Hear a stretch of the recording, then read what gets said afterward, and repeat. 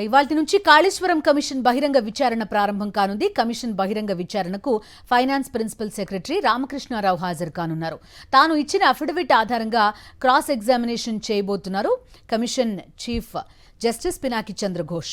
ఒకవైపు విచారణ చేస్తూనే మరోవైపు రిపోర్ట్ తయారు చేస్తోంది కమిషన్. ఇప్పటివరకు జరిగిన విచారణపై 150 పేజీల నివేదిక తయారైంది. రేపటి నుంచి నిర్మాణ సంస్థల ప్రతినిధులను కమిషన్ ప్రశ్నించనుంది. వచ్చే నెలలో కేసీఆర్, హరీష్ రావును కూడా విచారించే అవకాశం ఉంది. మార్చి నెలాఖరులో ఫైనల్ రిపోర్ట్ ప్రభుత్వానికి ఇస్తారని సమాచారం. పూర్తి డీటెయిల్స్ అందిస్తారు మా కరెస్పాండెంట్ శేఖర్, లైవ్ లో సిద్ధంగా ఉన్నారు. శేఖర్, చెప్పండి, ఒకటి ఆర్థిక పరమైన అంశాలు, టెక్నికల్ అంశాలు, ఈ రెండింటి పరంగా దాంతో పాటుగా పాలసీ పరంగా ఎలాంటి ఇష్యూస్ ఇందులో ఉన్నాయి అనేది ప్రధానంగా దృష్టి పెట్టినట్టుగా తెలుస్తోంది. ఒకవైపు క్రాస్ ఎగ్జామినేషన్, మరోవైపు రిపోర్ట్, రెండు ఎట్ ఎ టైం ప్రిపేర్ చేస్తున్నట్టుగా తెలుస్తోంది కాళేశ్వరం కమిషన్. అప్డేట్స్ ఏంటి శేఖర్? ఎస్ బిందు, మీరు అన్నట్లుగా టెక్నికల్ అంశాలు అట్లాగే ఇతర పాలసీకి సంబంధించినటువంటి అంశాలతో పాటు ఫైనాన్స్ అంశాల మీద ఎక్కువగా దృష్టి పెట్టింది కాళేశ్వరం కమిషన్. దాదాపు నెల రోజుల గ్యాప్ తర్వాత బహిరంగ విచారణ ఈరోజు స్టార్ట్ అవుతుంది. మొత్తం 7 ఐఏఎస్లకు గతంలో నోటీసులు ఇచ్చింది. 6 ఐఏఎస్లు ఇప్పటికే అటెండ్ అయ్యారు.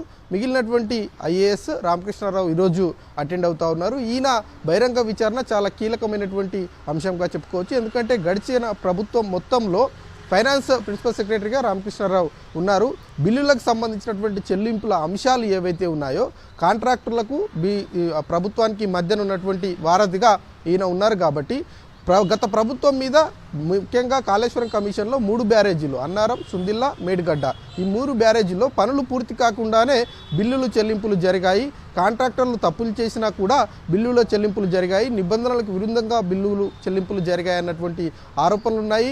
కమిషన్ విచారణలో వీటిని గుర్తించినట్లు కూడా కొంత మనకు తెలుస్తూ ఉంది. ఎప్పటికప్పుడు రిపోర్టును తయారు చేస్తున్నట్లు కూడా సమాచారం అంతా ఉంది. ఇప్పటి వరకు మొత్తం 500 పేజీల రిపోర్టులో ఫుల్ ఫైనల్గా 150 పేజీలను కుదించి ఆయన రిపోర్టును తయారు చేసినట్లు కూడా తెలుస్తూ ఉంది. అదేవిధంగా టెక్నికల్ అంశాలు అట్లాగే ఫైనాన్స్ అంశాలను బేరీ చేసుకొని పాలసీ డిసిషన్స్ ఎవరు తీసుకున్నారు, ఎవరు ఆధ్వర్యంలో జరిగాయి, ఫైనాన్స్కు సంబంధించినటువంటి విషయంలో వచ్చినప్పుడు ఎవరైనా ఆదేశిస్తే బడ్జెట్ రిలీజ్ అయిందా, లేదంటే నిబంధనల ప్రకారమే బడ్జెట్ రిలీజ్ అయిందా అన్నటువంటి అంశాల మీద చాలా దృష్టి పెట్టింది కమిషన్. మొదటి నుంచి ఆ కోణంలోనే ఆ విచారణ కూడా కొనసాగిస్తున్నటువంటి పరిస్థితులు. ఇప్పటివరకు జరిగినటువంటి విచారణలో ఫైనాన్స్కు సంబంధించినటువంటి విషయంలో కావచ్చు, అట్లాగే పాలసీకి సంబంధించినటువంటి విషయంలో ప్రభుత్వం ఏది చెప్తే అది మేము చేశామని అధికారులు చెప్తున్నప్పటికీ కూడా నిబంధనలు పాటించలేదు అన్నటువంటి విషయం మీద మాత్రం కొంత క్లారిటీ వచ్చినట్లుగా తెలుస్తూ ఉంది. దానికి సంబంధించినటువంటి రిపోర్ట్ను కూడా తయారు చేసినట్లు కూడా తెలుస్తూ ఉంది. సెక్షన్ 70 ప్రకారం ప్రభుత్వం ఎవరైతే తప్పు చేశారో ఆ తప్పు చేసినటువంటి అధికారుల మీద చర్యలు తీసుకునేటువంటి అవకాశాలు కూడా కనిపిస్తున్నాయి అన్నట్లుగా కమిషన్లో చర్చ కూడా జరుగుతున్నటువంటి పరిస్థితులు ఉన్నాయి. కాబట్టి ప్రస్తుతానికి విచారణ కొనసాగుతూ ఉంది. ఈ అధికారులు తర్వాత ఏజెన్సీలను విచారణ అయిపోయిన తర్వాత వచ్చే నెలలో ప్రజాప్రతినిధులకు సంబంధించినటువంటి విచారణ కొనసాగేటువంటి అవకాశాలు అయితే కనిపిస్తూ ఉన్నాయి. Shekhar, thank you.